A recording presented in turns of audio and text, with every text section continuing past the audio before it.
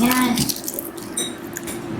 Gawin na natin itong nag-viral na carbonara buldak risotto na ginawa ni Jake na member ng Korean boy group na ENHYPEN. Kaya labas mga K-pop fanatics. Natakam din ako sa video ni Franzi nung ginawa niya to kaya naman napaluto na talaga ako. Una, durugin muna natin itong carbonara samyang. Tapos, ilagay na natin sa 1 cup of water at lagyan na 100 ml na milk. Tapos, ilagay na natin ang seasoning powder at yung samyang spicy sauce. Haluin lang tapos ilagay na natin ang half cup of rice. Yung instant rice, by the way, yung ginamit ko. Nakalimutan ko nga i-microwave muna kaya nagdagdag ako ng water kasi matigas-tigas pa siya. Haluin lang hanggang maluto ang noodles at lumambot ang kanin. Optional lang yung cheese pag gusto nyo maglagay. Pecorino cheese yung nilagay ko dito pero pwede din naman ng mozzarella o quick melt, depende sa inyo. At ayan na!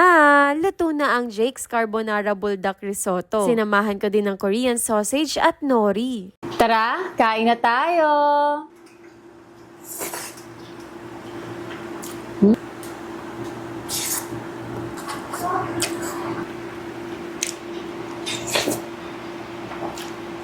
Try natin sa seaweed.